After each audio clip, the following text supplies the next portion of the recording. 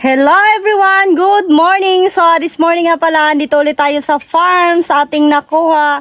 Kasi nga may area talaga dito na kailangan namin linisan. Like yung kunin namin yung mga dahon ng niyog, itatabi namin para kasi nga ipaararo namin siya bukas. Si Dennis yung mag-araro kaya kailangan namin linisan para matanggal talaga yung harang, matanggal yung mga harang katulad ng mga dahon ng niyog. Kaya kailangan talaga na linisan para tomorrow mas madali lang siyang araruhin at para di na rin mahirapan yung kapatid ko. So ayan, samahan nyo ko, tara! Ali, sasama pala si Ate Grace kasi nga kukuha din siya ng mga panggatong. Dalhin niya dito sa bahay nila Shin para may panggatong sila magluto. And as you can see guys, sobrang init talaga. Kailangan talaga tayo magsuot ng jacket saka pajama. Syempre yung ating kalo. Then may dala din akong itak dito putol ng mga mga panggatong kasi syempre dito din yung brother ko kasi nga pinagsabihan siya ng mama ko nga na kailangan siyang sumama sa akin para makadala din siya ng panggatong mamaya. Pala yung puno ng iba namin dito o kamyas. Ayan, tignan nyo guys, sobrang daming bunga niya. Wait, i-zoom natin. Ayan o, tignan nyo, ayan yung mga bunga niya. Sobrang asim yan guys. I think sa lahat ng prutas, yung kamyas talaga yung pinakamaasim. So, ito pala na area yung kailangan nating linisan ito. And then, as you can see, itong mga maliliit na puno ng niyog, ito pala yung tanim ng mama ko. Kaya pinursya talaga namin na kunin tong area na to kahit for 1 year lang. Yan, kasi andito din yung tanim ng mama ko. Guys, may dagdag lang akong explanation kasi doon sa comment section may madaming mga subscriber ko na may mga di nakaintindi ano yung ibig sabihin ko yung ito po yung nakasanla na 600k tapos ako po yung tumubos and then ako yung nagbayad ng 600k for 1 year. Pagkatapos ng 1 year, kung sino sa kapatid ng mama ko yung makakakuha, kung sino yung may 600, pag mabayaran nila ako, ibabalik ko to sa kanila. Then mababalik din yung ating kapital na 600. And then kung mangyari man yan, mabalik sa atin yung 600 after 1 year, maghanap na din kami ng lupa talaga na, like di na talaga sana, yung mapasamin na talaga ganon. So ayan guys, ito pala yung panggamit namin panggatong. Ayan.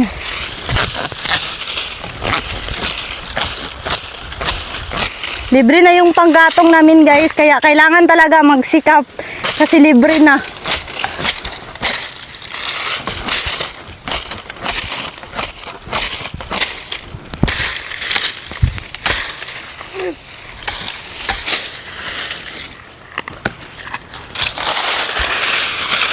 Dito sa gilid del Maro.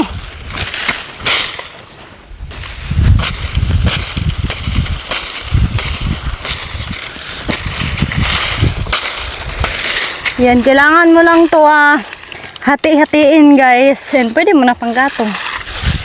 May panggatong ka na, libre. So ayan guys, katulad nito nakikita nyo, kailangan talaga siyang putulin para pag daan ng araro dito, di na siya maging harang. Yan.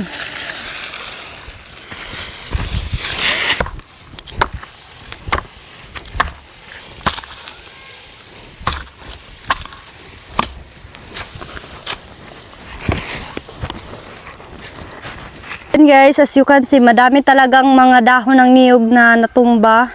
So, yan yung dapat tanggalin para pagdaan ng araro di siya maging harang. Yan. Bali, dito lang muna kami ngayon na area.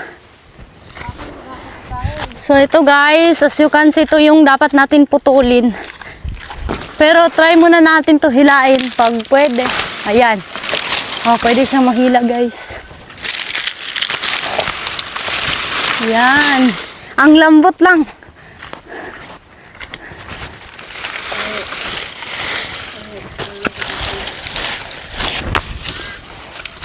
Ayan.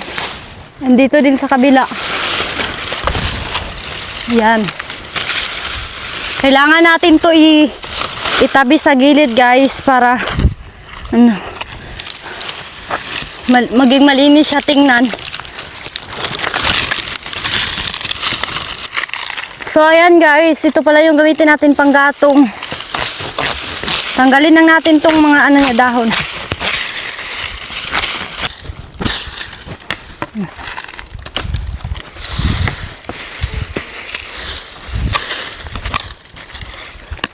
butan na, yaran siya sa gilid, oh.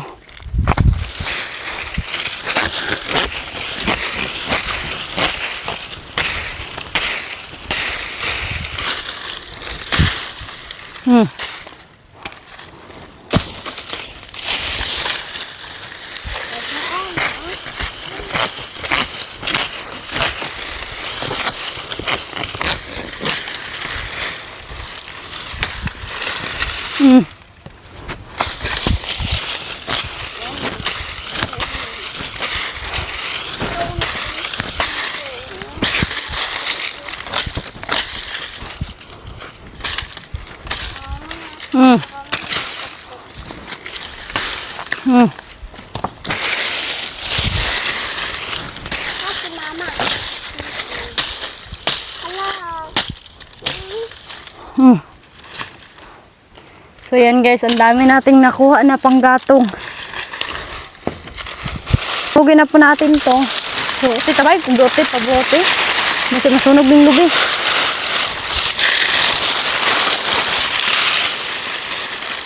Dali lang to masunog guys kasi nga sobrang tuyo ng ating dahon ng niyog. Ayan. Yan guys. Palakas na yung apoy.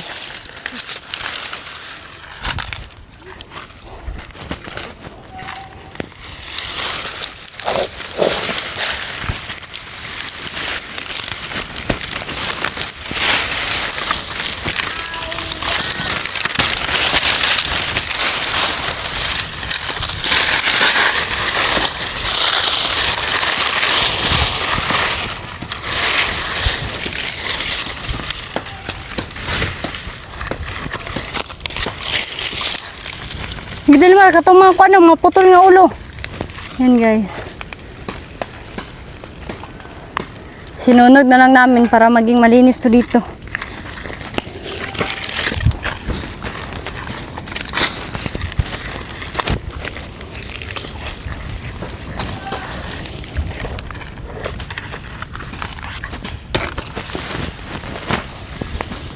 Yan, as you can see, patapos na talaga yung ating sunog. So ayan guys, dito na naman tayo.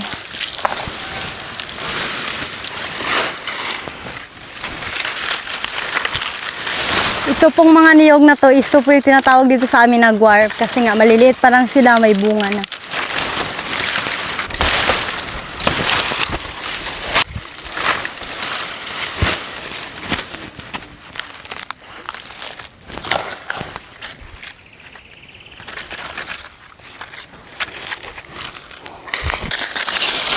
Dari sa gilid.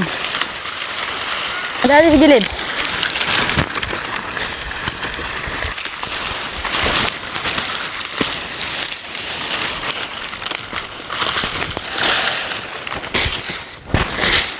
Hawa diri kay nag.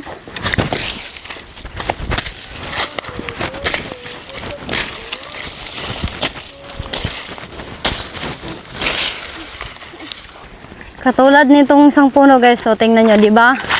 Kahit maliit pa lang, may bunga na kasi nga guarp siya. Yung family ko din yung nagtanim nito, yung mama at papa ko.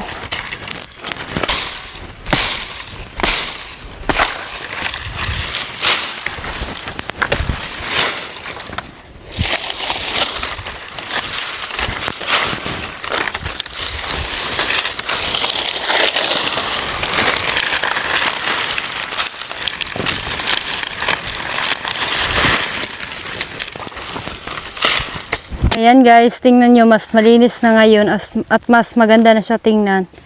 Ayan. Diba, malinis na siya tingnan. Pwede nang dito mag-araro. Kasi bukas mag-araro daw yung kuya ko. And then, dito na lang sa likuran yung di pa tapos. Ayan. Pero kunti na lang yan guys, matatapos din yan ngayon. Ayaw ng tubig ng niyog kasi sobrang uhaw na talaga. And yung nakuha ako medyo matanda na talaga. Di na siya matawag na butong. Pero okay lang to guys. Parang may mainom tayo. Alam nyo naman, sobrang sarap talaga ng tubig ng niyog.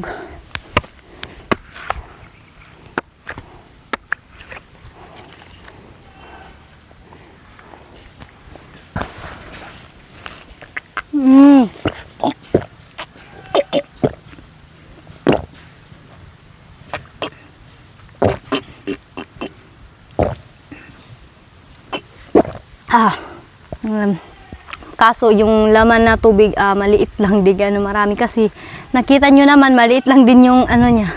Maliit lang din yung lalagyan niya.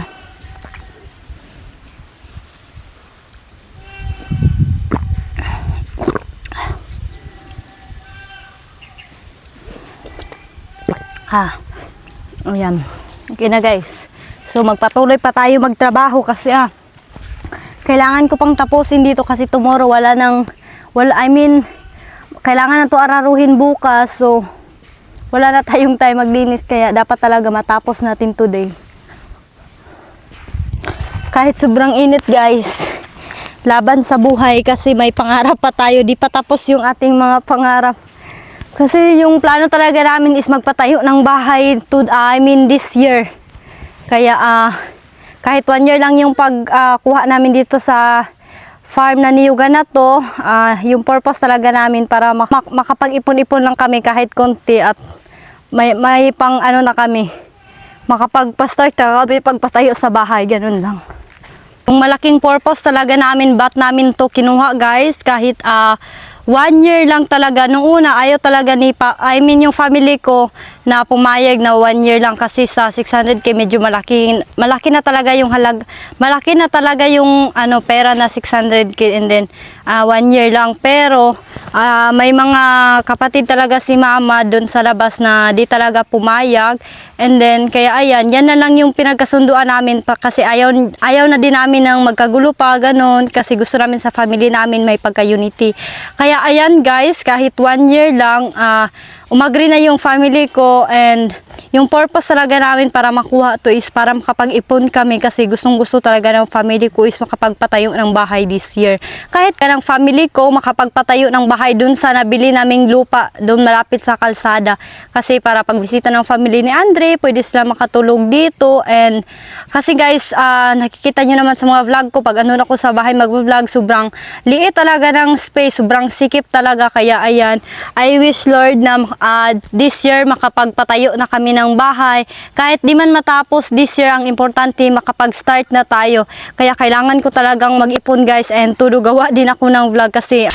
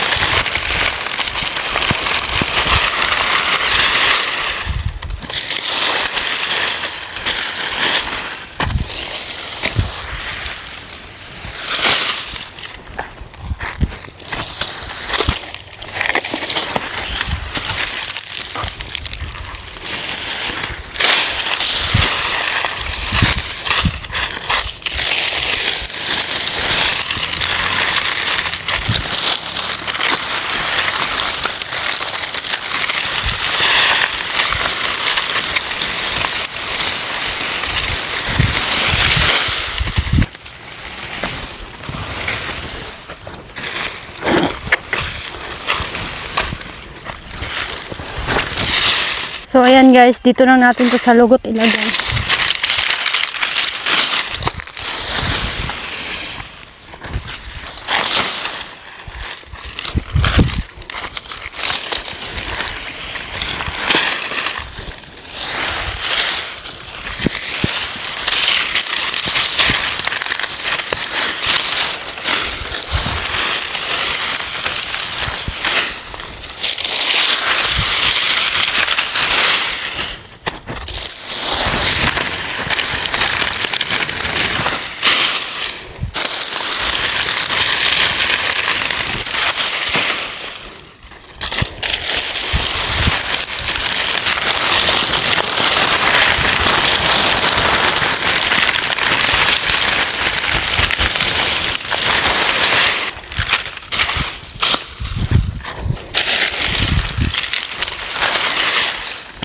Diba? Dali lang natapos guys.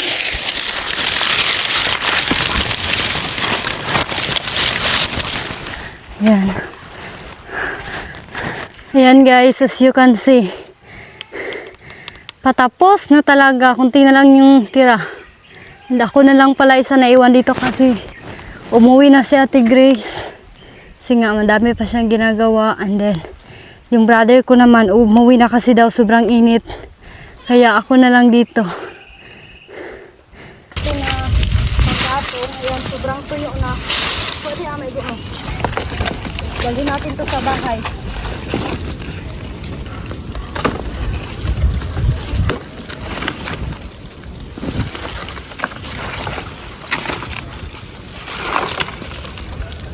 Ayan guys, tara, uwi na tayo. Sundang. Paano sundang? Paano itong sundang kuhan?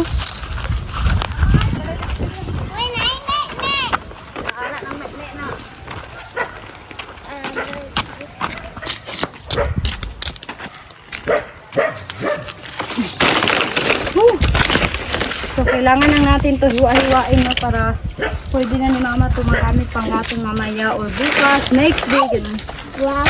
And, tapos ko na pala malinisan dun guys. Sobrang linis na talaga. Natanggal na yung mga harang para sa pag-araro bukas. And, sobrang linis na din tingnan. So, nakakapagod.